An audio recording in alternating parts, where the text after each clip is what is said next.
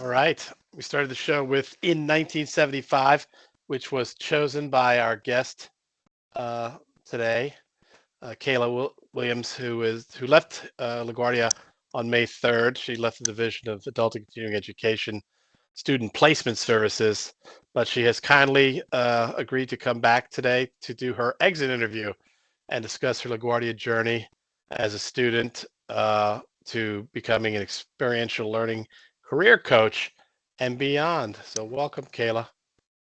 Thank you. Thank you so much for having me and for reaching out to me. I appreciate it. Yeah, So you reached out for us. it was A nice. lot lately. My experience is that a lot of people are sneaking out of the building. And because I've, such an egomaniac, I always think it's about me. They don't want to be on my show, but I still take advantage when people do formally say they're saying goodbye. Give them an opportunity to come on the show. Tell us a little bit about what it was like to be here at LaGuardia. And so I told you a little bit of how the show would work, the questions I would ask, and Hmm. so maybe we should start with um, the tell us a little bit about your background and life before LaGuardia. Yeah, of course. It would. I don't think I have to go that far, but um, but before LaGuardia, I was working. I'm born and raised in Queens, New York, and I didn't, oh, at least at the time, I was homeschooled starting in like the seventh grade. So the first week of seventh grade, my mom said, let's do something different. My brother was already homeschooled, so let's homeschool you. I was homeschooled from the first week of seventh grade all the way through high school. And so from there, I just kind of started working and like figuring out like, what do I want to do? What do I like? And got restless and bored while working at H&M and said, I want to start studying. I want to go to school. And so that led me to LaGuardia and figuring out how can I get into an institution with um, different things kind of like getting in the way, right? Because being homeschooled, I didn't go the traditional route of having my GED or anything like that. I received a letter from the Board of Education that states that I am the equivalent of graduating. And that kind of like allowed me to be in school with my motivation to really just meet people and connect with different people because being homeschooled is just me and my brother, my mom, and I kind of wanted to get out of my shell and not be so shy or feel like because I didn't have the traditional high school experience, I was any different. So that's what kind of led me to LaGuardia in those ways. And also following in the footsteps of my mom and my grandmother because they attended LaGuardia. So, and then I ended up here as a student, and it's been like I think the best like 7 years, just starting in like 2017 to now. Um, so yeah, that's I guess how I got to LaGuardia to Yeah, be I a was gonna. student. Is your mother? Is she a teacher? I mean, She is not. She is not.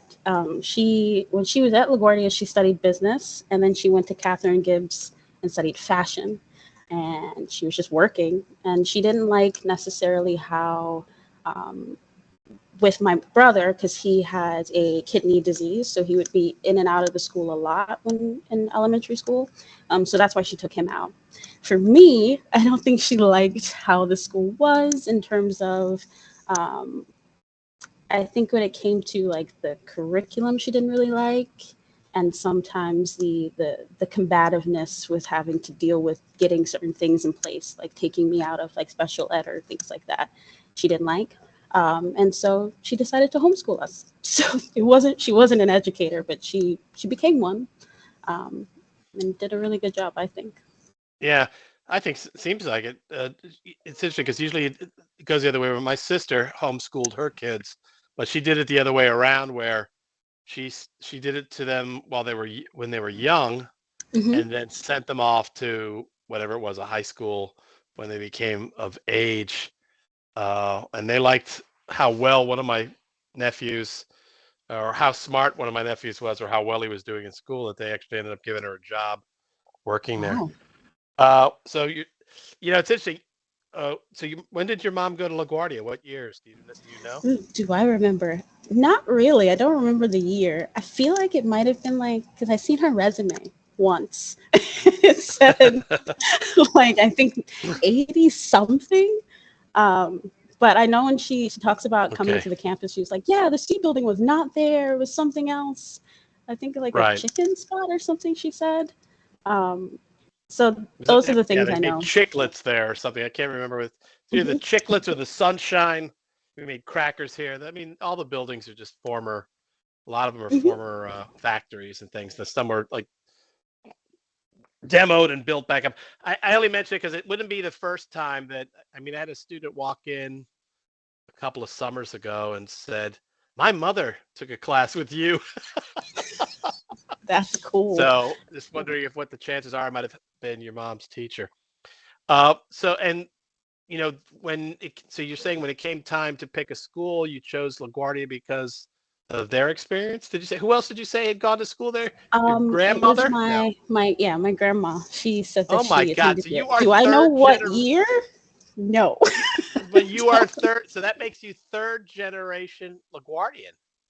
I don't Yeah, know if and I I've found ever out like as being while being a student, I found that out like just randomly, like, oh yeah, I went there, and I'm like, oh, for real, I didn't even know. I got to tell That's marketing cool. and communications though now of course you've left. Uh, so when you came, I guess you're saying you started in 2017. This is before the Mhm. pandemic hit, right? Uh, Did you were you choosing majors? Is that the thing, or how I did you what did you end up was, majoring in? I didn't ask um, before. Remember, I was told you I like to keep this like yeah. I like see this way. I'm genuinely interested. What was your major? You didn't ask, and I forgot to mention. So Well, no, I it's fine. I We still got studied time. journalism here. I started in Ooh, journalism because I really loved writing. That was one of my things when I was homeschooled, when I was just home a lot, that I would do a right. lot. And I was like, I want to write, but then I was like, I don't know if I just want to do creative writing or writing and literature. I was like, maybe journalism because I like asking questions and being inquisitive about things. So I was like, maybe it's that. So I studied journalism. I think it was a good choice because it just opened my eyes to different things. And, but then I realized that question and like seeking things was more of like my interest in philosophy as well. So then being at LaGuardia kind of expanded that, like my wanting to learn more about philosophy. Did you But yeah, take that's what I studied. did you take when you were doing journalism? Were you studying with Victor Rosa? Was he Yes. still teaching? Yes, Victor Yes. Rosa, who was actually a friend of the stations and he used to also teach the broadcast writing course. I think it was Yeah. the writing I for think broadcasting. I forgot the name of it. I took two classes with Victor Rosa.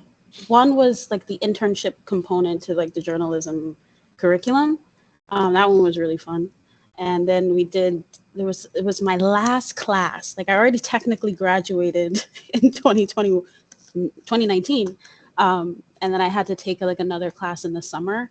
I forgot which this one was about. I think it was like journalism, the news, I believe. But both of them, yeah, I loved his classes. Yeah. Who'd you take philosophy with? Because I'm in the John, human. Professor Chafee. Woo! Oh my Mhm. God. Well, since then, Professor Chafee is retired. So you Really? See, are. I didn't know. I'm like, I'm learning. Did you take critical thinking or did you take intro to philosophy? What did you take with him? I took the honors intro to philosophy. Ooh, It was very great. good. I loved the questions. They would my head would be spinning, but I loved I loved having to consider them that he would Yeah, ask. it's funny because we do these things where we invite college now, these students, these high school students who take classes with us to come to the college, and we talk about our programs. And Mhm. Sherry Carr, who took over for Dr. Chafee, she's always talking about the importance of philosophy, and I'm always trying to tell her, you got to show up dressed like Socrates, like an old sheet, and wander around telling people all the things that you don't want to buy, uh, and how you're the smartest person in the room because you know what you don't know. But she never bites. She goes back to her other questions. But so yeah, you had the full on LaGuardia experience. So Yeah. you finished in 2019, and then what happened? So I finished in 2019. Ooh, what did happen? Well, there was a lot that happened even before 2019 because was working and being a student. Oh, But when so I oh, so when did you start working with us or working for So us? I started in 2017, and then that first semester I learned about the peer advisor program. And I really wanted to do that, but I knew I had needed 18 credits, so I waited until 2018. And I forgot about it, but during that first semester, I did like a learning community in the first semester. So it's where you have like multiple classes together I with know other it well. students, What what and what it were was what were they? What were the multiple classes? So just one because I've done so those before. so ours was like I think movies through 100 years or something like that. That was the theme, Oh, and nice. so it Yeah. was, of course, first year seminar, but it was the LIF 101, and then we had a American film. We had English 103, so research paper, English 101. Probably just Ooh, 101. Who and I was? Do think you a remember Louis who? Luca class. I can't remember. I think mass Oh, well, that would have. communications. Hmm. Well, Louis Lucas passed, Hmm. so that's another one. He used to run the communications program. So it would have been something like principles of speech or Yeah, basic it was speech mass or. communication. Yeah. Okay, very good. Do you remember who taught your film class? The film class, was it Professor Rubin. Joyce Rubin, Royce who was Rubin. also Yeah. retired? Oh man, I know. you're like, I should be grateful you haven't. I didn't take. You didn't teach. Let's you weren't in my class. It seems like you slowly either people retire or sadly I pass on know. when you take on. So you started being an SSM in 2018. So I started being a peer advisor in Oh, 2018. peer advisor. And so I was a peer advisor in the English department for a bit for I think I was the first peer in the English department when they switched to like advising 2.0. And then I stayed on until I graduated in 2019. And at the same time did like president's not yeah president society at the same time. I was very overachiever as a student, if you can tell. So I wanted to do everything. Um, and And then yeah, I LaGuardia left. lets you do that, right? Yeah, LaGuardia lets you really, do that. Yeah. definitely. And but when I did it, I think the reason why too is because, and the reason why I mentioned the learning communities is because when I was in those learning communities, we were with the same students for all five Right. of those classes. And I think what helped all of us was the fact that we were like, in our next semester, let's take a class together, or let's try to do this together. And so when I applied to be a peer advisor, I did it with like it was two other um, classmates that I had in the learning community, and they reminded me like, "Hey, the application's gonna close." So that's how I remember to apply. Oh, Um, they reminded you. yeah. Hmm. And Well, you know what so, they say about those clusters or whatever it's called, the learning communities, is that you make friends, mhm. and so as a result, you're more likely to stay in school No, and definitely, succeed I and think it's really succeed. true. I got lucky because, like I said, I started LaGuardia because I wanted to meet people. I was very shy, and then my first semester, I met my two best friends now. So, Oh, that's nice. it's really cool. But I started with peer advising, and then from there, I left in 2019 when I graduated. I worked at like Banana Republic for like 3 months, and then I got an email like, "Hey, we're looking for a student success team assistant. Would you like to come back to LaGuardia?" And I was like, "Yes, I would." Oh, and then I came Right. back.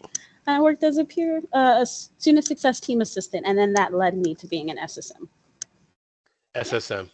Okay, when did you move into working with ACE and the Ah, experiential learning stuff?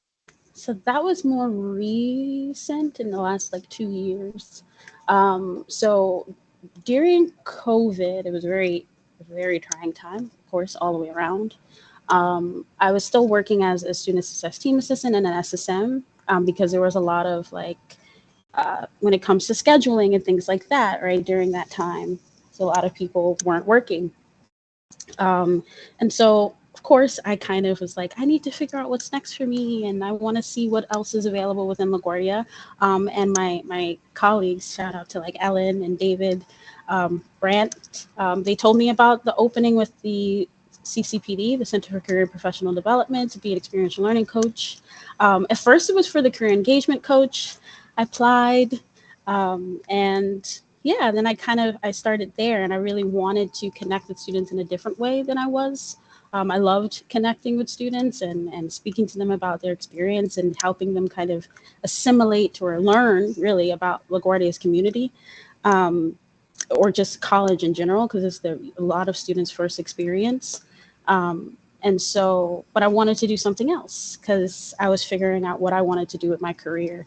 And I thought doing that with experiential learning and being a coach could be a good way to kind of help myself and also help other students. And so I stepped into that role in like May 2nd of 2022, I think. Yeah. Yeah. What does an experiential learning coach do? What? Um, well, how I define it, because everybody has different definitions, but I define it as like what I did was connecting students to different experiential learning opportunities. And experiential learning is really just learning by doing. So it's kind of like even what I've done as a student, right? Being involved in events or different initiatives that are happening on campus, or when it comes to like, oh, there's this on campus position, there's this, it's kind of learning about the different things available to explore and expand on what you might want to do in the future. So it's really connecting students to that as a coach and sharing with them like, hey, participating in maybe this club can actually be instrumental in what you plan on doing in your career. So it's really sharing resources, and then also bringing in more kind of opportunities for students too, like through internships. So a lot of it was related to our SOAR program, that's within CCPD, and funded by the LaGuardia Foundation. Yeah, I So just helping found out student about this internships. thing. Yeah. So it's all You want connected. to explain SOAR to me because I just recently got turned on to it. Yeah, of course. I had invited, I think, Jacqueline Hmm. from that office, from your office, to speak in my first year seminar, and she started talking about this SOAR thing, and I was like, "What's this? This looks interesting." I mean, as far as because they're paid internships, right? Yes, yes. It's a great program. Like I got lucky that when I started, that was like right in the beginning when we were trying to map out what is this going to look like. And so the program is really for students so that one, because a lot of the times applying for internships, they at the time it was always like unpaid. This is unpaid, unpaid, and it's really hard for a student that one, like a lot of the students that are at LaGuardia come from low income households, including me when I started, right? And so being able to accommodate a non-paid internship is very hard. And so that's really, I think, the motivation behind SOAR is making sure students are paid for these experiences that can help them in their career. So SOAR's format is for all students of all majors. They would just need to have at least 15 credits when they apply, 6 credits in that academic semester that they're applying. And we support them, like helping them with their resume, right? And things like that, as well as helping them find a match for an internship for either the spring or the fall semester in the longer sessions. And so I think it's a great program right now. I know, even though I've left, I know that they're recruiting for students, right, for all majors, and the application is For the open as well. fall, right? For the fall. I'm trying to figure out this. I think one of the things that's sad about LaGuardia is we're all doing so many great things, and none of us know Yeah. what's none of us know what's going. Like I, from the academic side, here I am. I'm the coordinator of a program. My program, the award is an AAS, which means that instead of transferring, students are supposed to be finding jobs. But we know that a lot of jobs begin with internships, Hmm. and that it's an opportunity for the people who would possibly hire you, get to see what you're like as an employee, and it's also an opportunity for the student to find out what it's like to actually work Yeah. in the field of their choice. Which I mean, I've known students who've actually as a result of internships, changed their majors because they realized, oh my God, that's what it's like. No, and that's a good thing. But Like I always say that how yeah, much of of a course good it thing is. that Of is. course Like it is. it's better to know what you don't like than to spend so much time going, yeah, this is exactly what I want to do. You land a job and you're there and you're like, oh, this Yeah, is not but what then I also to wanted. Yeah. find it out in your second year of college Hmm. as opposed to after you've got a graduate degree in the Hmm. field. So, no, it's very important. So but like I said, I've just found out about it. I'm going, and in fact, I had a meeting today, and we had so much on our plate, I didn't even think about bringing that up. So that's something I'm gonna do. By the way, I didn't ask this question, so I'll Hmm. ask it now. Uh, you've got the 2-year degree. Do you have any? Are you in a 4-year program, or do you have thoughts of transfer? So during the time when I was starting back at LaGuardia after leaving when I graduated, I enrolled at Baruch. Well, I did the CUNY BA program. So the CUNY BA program is the interdisciplinary studies program where you can design your own area of concentration. So I designed my own area of concentration with philosophy and journalism, and I called it philosophical journalism. And I did that through I did that through Baruch. But I also took classes at Brooklyn and Hunter, and that was all during COVID. So I didn't really get to go to the campus, but I was there through Zoom throughout my 2 years at Baruch. Who was your faculty advisor for that? Because I've been a faculty advisor for the CUNY BA program, so I know a little bit about it. Who was your Yeah. advisor for that? My faculty advisor, shout out to Professor Schwartz, Jesse Schwartz, from the English department. Ooh, Yeah. Jesse, yes. He Who has was been on this? He's been on my show historically Yeah, he years he ago. was awesome being my advisor because I mean, I wouldn't say I was confused. I'm usually like, this is what I want to do, but he really was very helpful and like, well, this is also like, think about this, consider this. Like I noticed when you were in my class, you really wanted to learn more about Black and African American study. Maybe add that to your curriculum, and so he was very helpful with that.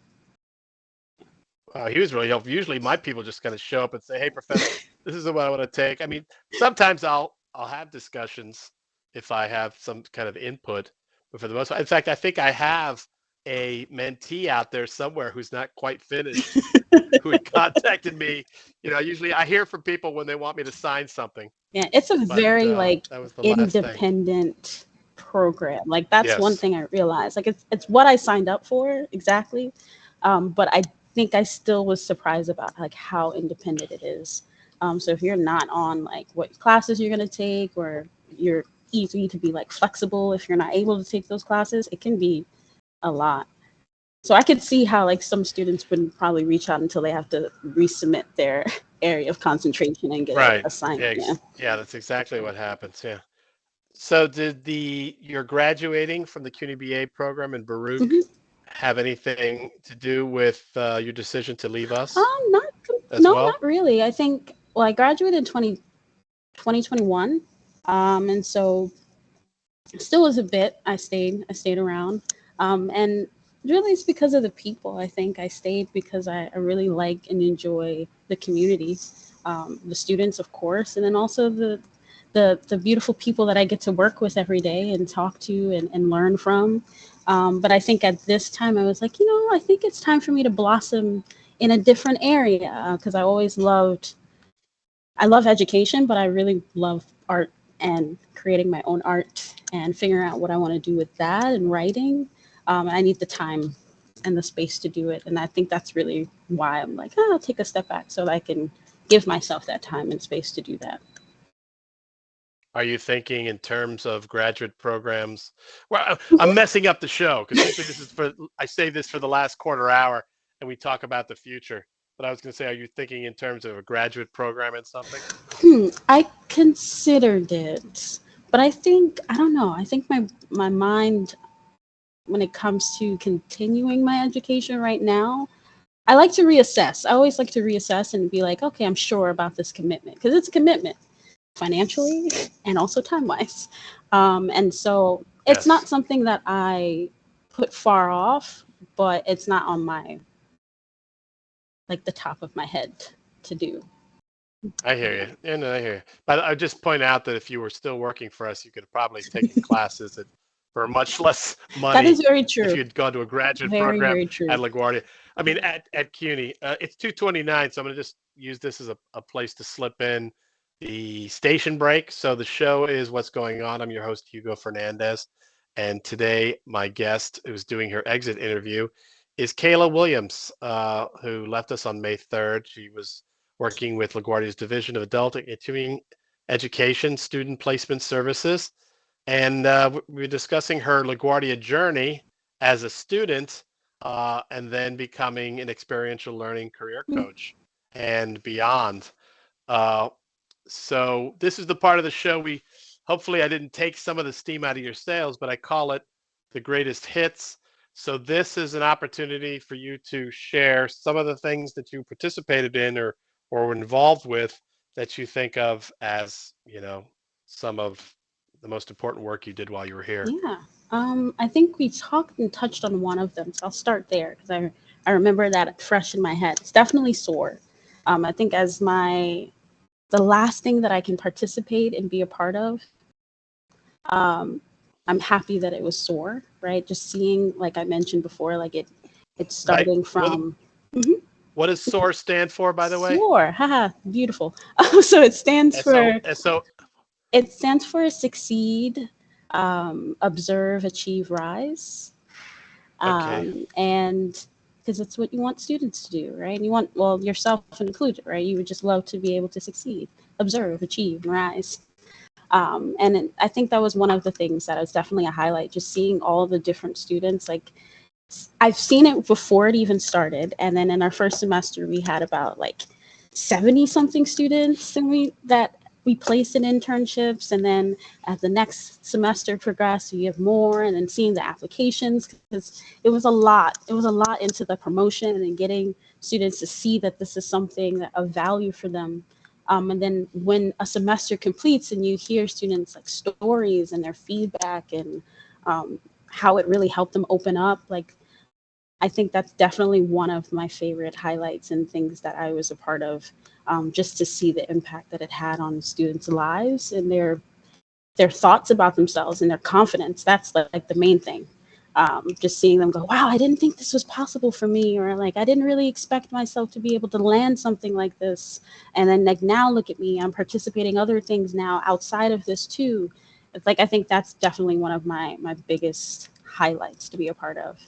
Um, Other things is definitely like related to the like CTL when I was working there as a SSM and a peer advisor. I loved working on like these projects that I didn't think were going to come up, but then they would come up, and I'm like, oh, this is awesome! Like the OCR project, which stands for like the Open Educational Research Resources. During the time I was transitioning into going into OER. UCPD, OER. I think I said it wrong. Because Yeah, OCR is I did optical OCR. character See, recognition. OER. I still have Sims in I'm my listening. head and Career Connect in my head with all of the data entry. Sure, sure, sure. I But know too many abbreviations. yeah, OER, yes, Open Educational Resources. But being a part of the building stages of them building like a textbook through press books for first year seminar students and seeing like how things come together and how it looks now, I think that was definitely a highlight of mine. And how they can be used with students, right, in classes, and if they have questions about things. So I loved that. And then another highlight was creating a museum. That was fun. During the like the middle of COVID, I noticed that it was hard to get students to participate in like live events because either they're going to be on Zoom all day, so it's like, oh, now I got to do another event and be on Zoom again. And so I thought about why not creating like a digital virtual museum where students don't have to necessarily log into it at a specific time. They could do it at any time as like an event, where it showcases all of the different disciplines and all the different like samples of work from different disciplines to help students understand the first year experience. So that was fun. I did that through Art Steps and interviewed like 12 different mentors and built it from the ground up. all on my own. That was definitely I was gonna say, fun. how did I miss that? Because I mean, this is some of the things that people were talking about as because I'm in the arts as well. You know, I mean, I teach taught art appreciation, but I'm involved with fine art, and Mhm. that was one of the things that people were constantly trying to do, which was to create uh virtual exhibitions. I think I did a couple, as I remember Yeah, back now. it was really fun. Like just to like build it and figure out like how it should look. And a lot of it was just really, I called it All Students Create, just to get students into this idea of like sharing, creating something and then sharing it and passing it on because it helps another student, right? When you share your experience or you share something that you've done in a class, you never know that how that can help. So it's all students create, and you kind of enter the museum, you hear about the other 12 students' experiences, and it's 12 students from different disciplines. So it's not the same one. So you have a student representative from the MEC department, the humanities department, English department, where they can listen to and then see their work. And then the second part of it is where they get to kind of do their own little experience of different work. So they would, if they're interested in business, they can select the business one and like pitch a business idea and submit it through like the virtual guest book. So it was a whole thing, and it was very fun to like put together, especially during that time. Yeah, that's definitely a highlight of mine for sure. Uh, we got more time, so more highlights. Um, I was going to ask. You said you were part of the President's Society. yes, I was. You didn't talk anything about that. Present Society was definitely a fun time. I I didn't expect. I think being a part of that community, I didn't know what to expect, right? Because I learned about it in I think my last semester, my second to last semester, through Cynthia, who also no longer works at LaGuardia. But shout out to Cynthia. She told me about it, and it really is one of those programs where you get to learn a lot about different industries, at least from my perspective. I know that in the first semester, it was a lot of um, like speakers from different companies that talked about like finance and they talked about tech. And so it was a little different from where my major was in, but I loved when like they brought in like the MoMA and they would talk about different things. And I think it was a very great program to introduce you to different industries, and also how to kind of present yourself as professional talking to the different like donors and things like that, especially as a student. Um, so it was a great program, and I loved the community building that came from it, especially with all the students involved. Whereas when you did it, were you with doing it with Gail Mello? Was she still Yes. president at the time, or Hmm.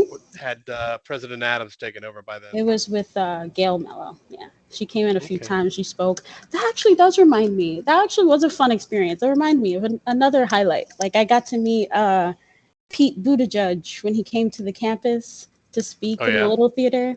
So it was me, Gail Mello, and another student, and we stood there. We shook his hand, and his eyes were really blue, and they were piercing into my, my eyes. That's what I remember. But Did yeah, that was a highlight too. That was really cool. did he seem like presidential material? I mean, the world spoke. I guess not, but at the time, I was Well, very much like he could be. no, I'm just saying. Well, you know, that's the way. You know, a person could be a presidential material, but against somebody Yeah. else, they don't win. I mean, I lost an election just 2 nights ago. You know, and I still think I'm a pretty good candidate, but I No, was up I think against a bunch of other he people. definitely presented himself very well. I didn't know enough about him though. I knew that at the time I met him, but I didn't know that much about him at the time. But he did seem like nice. Like he asked us questions about our studies, and I thought it was interesting. I think at the time I was also really obsessed with Scandal, and I was looking at like how he was sitting there and like what he was like wearing and like, ooh, I wonder if they chose purple because it's like trustworthy. Like that's where my brain was because I was so When you say scandal, are you talking about the TV show? yeah. I was thinking I don't know if I've ever watched that. There's also like a game or something. I can't remember. There's a there's a movie, then game. there's a show. There's a movie, there's a show, and it's yeah. There's a lot around that. Uh, Ah, yeah, I was thinking about the show because how Olivia Pope is. I was like, this I wonder if what Olivia Pope would think. Like she should wear more purple to get people to trust him more, or something You've like talked, that. yeah. You sound like you're. I don't know how that mixes in with philosophy and journalism. You're starting to sound more like I forget what it's called, like somebody who helps you build your image, whatever those people are called. I can't think right now. I'm actually recovering from COVID, Oh and no. I'm not 100% here today. But I was going to ask since we got a few more minutes, Mhm. and I want to uh, talk about your favorite classes that you took. Maybe some of the ones you haven't already talked about. I mean, you enjoyed your journalism, enjoyed Dr. Chafee, but what are some of the other Oh, I courses have that you took at so many. LaGuardia? I have so many shout outs. You got about So five. You got five I could minutes, do so them let's really go. quickly. I could do them Yeah, very hit the quickly. I ground. think No, in no, in my spit it classes, out. really loved. I loved my chemistry, a photography class with Professor Miller, with Dean Miller now. You're Um, kidding. You're yes, I kidding. You took loved that you took class. how did you end up in a chemistry for photography course and you're not even Mhm. a photo major? Funny enough, I was choosing through the science courses that I had to pick as a required Right. course, and I didn't want to do some of them. And the only one that seemed interesting was chemistry or photography, and then life in the universe. But I chose chemistry or photography because I wanted to kind of challenge myself with the chemistry part. Well, So, now, now Dr. Miller is the dean of mhm. academic affairs. So Yes, yes, assistant dean, yes, associate dean. I have a yes. hard time keeping up with all the titles. It was a All right. beautiful So class. That class I liked. I also liked my intro to creative writing class with Professor Patricia Coleman. That was really cool. We went to go to like a play to see Army Hammer, and I think the guy from Good Wife. He was in the Good Wife. It was pretty cool, and we just learned a lot about like how to present our art and go to exhibitions. And I learned about Adrian Piper. So that was one of my favorites. And then oh, definitely my did LIB you did, 200 did you course. see the Piper retrospective at MoMA when it came through a few years ago? Yes, that's the Did you, one we went to, where yeah, I she tried to had tried to the get. different cards. Remember, she had cards in her exhibition. She had like a jar of nails that she used to clip her nails, and she put it in a jar. It was a wild exhibition, but really cool. Yeah, because I saw her speak when I was in graduate school. She came and she told a story about one of her performance pieces was she dressed up like a man and then she Yeah. walked out into the community uh, as a man and started noticing all of these things about how people responded to her. Particularly, I thought the most fascinating was the women Hmm. other women who would like avert their eyes, I guess, because they thought maybe she'd be making a pass at them, and how that gave her the ability to look at them without, being challenged or whatever it was. Yeah, Piper, she's a big deal. She definitely was. I really loved her exhibition. Like just even the way she set it up looked really like it's very in your face, but in a way that makes you want to question Yeah, things. Like there's right. one room where you go in and there's all these images on the wall, and then she's speaking to you the whole time. Like, are you Yeah, uncomfortable? How do you feel? And you're like, why are you talking to me? yeah, it's all creepy. Uh, you mentioned I didn't give you a chance to talk about the LIB course. You were saying Hmm. something about the LIB was also another one for you. Yes. Which one? The capstone? I was with Professor Schwartz too. That was a really one. It was a really good one. I just like the I mean, content of things. Jesse. Yes, Jesse Schwartz. Sorry, I'm so used to saying Professor this because just No, I just got to named that check way. because there are other Schwartzes, believe it or not. There's like a Yes, Schwartz Cheney, and then there's Jesse Schwartz. yeah, that class was really cool. I just liked the content we were reading and how we had the freedom to respond to it, however it hit us, right? And so I really appreciated that, like freedom of speech, I guess, like voice, and having an opinion in that class. So definitely Very good. my favorites. All right. Well, we're moving into the last quarter hour, Hmm. maybe a few minutes early, but I'll just because here's an opportunity now. Hmm. So we can go two ways with this. I'm not. Let me just check real quick, because sometimes people actually do have questions for us. Not today though. Nobody ever wants to join Twitch to have the ability to ask questions. But so the option so that's off the table. There are no questions right now. I So think we'll be okay. the other route to go, excuse me, the other route to go is talking some more about the future, what you Hmm. think, what your plans for the future, and or uh, lessons or takeaways that you would like to share with us to help us do our job better here at LaGuardia. Those of us who are staying behind, who will continue to keep up the work of uh, working with our students and trying to give them the best experience possible. So, what would you like to touch on? I guess I could do both because I don't have a lot to say for the latter. But I feel like And as talk a slowly. parting, yes, I talk slowly, very slowly. I feel as like a parting message. I don't know. I really loved my time, and I think for those that are still working at LaGuardia or can continue to work at LaGuardia in the future, um, just focusing on what's important, which really is like the students. I think that's the one thing I just always that kept as like central in my head of like they're here, right? They paid money to be here and they want to get something out of it. And because I think about my experience, I always think about my first experience entering school and what I was expecting and what I wanted and how I perceived the world at that point. And of course, everyone's different, but keeping that central and listening, I think I learned so much. And so I would just want those that are still working there to continue to do that, to like really listen to the students um, about what they desire and what they want and what their needs are.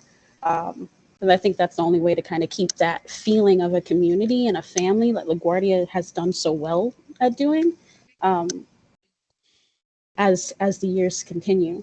Um, in terms of what's next for me, I think it's more of I think for me, really what it was too is when I would meet with students and I would talk to them and really talk to them and they would also get to know me, I felt like I have to live by example. Like I speak to them and they'll say, "Oh, well, what do you desire to do? Like, what's your passion?" And it would be beautiful if I was like, this is my passion, but it's not. And I know that for myself. This is something I love doing, but it's not my passion. And so I want to lead by example when I say to students to follow what your dreams are, or don't try to pave your own way, make your own path, right? I want to be able to do the same thing. And so that's where I'm going, right? Trying to figure out what is next, what's my path, what does that mean for me? And I like the uncertainty of it. I think it's a little bit more fun, at least for me. So the figuring out what's next. But yeah, that's really what's next. But definitely in terms of writing and hopefully writing a book or doing something within the museum space because I really, really love museums and I've always wanted to create my own actual physical museum rather than a digital one. Um, yeah, so many things, so many ideas that I have in my head that I just want to kind of put pen to paper and start on and things like that. Well, you seem to be quite prepared and have all the skills and the desire to, and let's pretend I was for a second was your advisor in a post CUNY BA. I mean, bringing together the things of journalism, philosophy, and your interest in the arts. That's that's really where that whole industry has gone. I mean, whether you know this or not, if you'd taken some classes with me, like for example, my art New York course, which is a course about writing criticism, Hmm. uh, I would have talked about how art, the industry has the language of that industry is basically uh, over the last 50 years, it's been dominated by literary theory, Mm. which kind of people who wrote literary theory, I guess, turned on or started writing about art and like postmodernism, all of that kind of thing comes out of that as well. So you're basically, if you know literary criticism, you can do art criticism too, and as a result, the art that's been produced in the wake of that kind of writing uh, has been highly influenced by it. So Piper, I don't know what to say about it. I think of her more of as a conceptualist and a political Hmm. artist than anything than necessarily somebody who's like whatever you want to whatever they call these people, postmoderns, post-structural, post whatever people, post-criticism people. But that's certainly a direction you could go. Let's just say it's waiting for you if that's something, if that Oh, interests you. no, it does. She was definitely one of those like bigger inspirations in terms of like art and what direction. Like I just love Yeah, yeah. the things that she makes you question. Like I think it's important just to make people She makes question things. everything, Yeah, exactly. Like everything, it's important to. particularly gender. I think Hmm. protect gender and race are her big things. Uh, I was gonna. So here's a question for you. Do you think your children will go to LaGuardia? Would you Maybe. recommend it? Would I, you I recommend it would. to them? I would. If I'm Would you? still living in New York, I definitely All would. right. I definitely would. I mean, of course, let's see where we are then, whenever that day Right. is. And then I definitely would, because yeah, LaGuardia is definitely a good place to start. And everyone that leaves, they always go, especially when they're a student and they leave to a 4 year. They're always like, "Why can't I take LaGuardia with me? It's like a ghost They town in well, other places." I mean, one of the things that we are always talking about is transfer. Hmm. And to his credit, I don't give President Adams enough credit. People would say, but to his credit, I will say right now that when it comes up at the central office level, uh, the president has said, well, I know a way to solve the transfer problem for LaGuardia is to make us a 4-year college. Everyone is And waiting for that. yeah, right. Yeah. But the, you know, one of the things that makes us as good as we are is we're a teaching college, Hmm. as opposed to when you get to a 4-year, let's say the 4-year colleges here at CUNY, and some of them which have graduate programs. I mean, there's the graduate school and then there are graduate program. Baruch has graduate programs, for example. Hmm.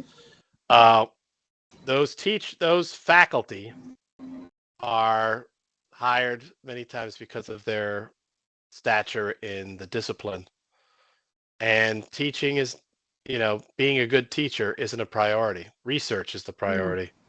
And I think that that's where the struggle lies is that Yeah. here, although, before Gail left, before Mello, should I say President Mello, excuse me, I became familiar for a second. Before President Mello left, uh, she had pushed to increase scholarship among faculty, though a lot of people took that into the direction of teaching and learning and wrote about that. Uh, but in the end, we still are a teaching college, and like you said, the Center for Teaching and Learning, the goal is to do. We all show up with our expertise and our disciplines, but somebody has to teach us how to teach Hmm. because that's the next level of working with it. And because our students, I mean, you talked a little bit about our students. Not everybody was homeschooled by your mom, Yeah. and they're all in a different place. And we have to be prepared, as I Yeah. say, you know, it starts here. Wherever our students are at, that's where we need to begin Yeah. the relationship. So I wonder if that would be something that we'd lose if we did become a 4-year institution. That Would is there a be good new thing to expectations? consider because I didn't even think about it that way either. Well, why Just like would that you? attention. And yeah, I know.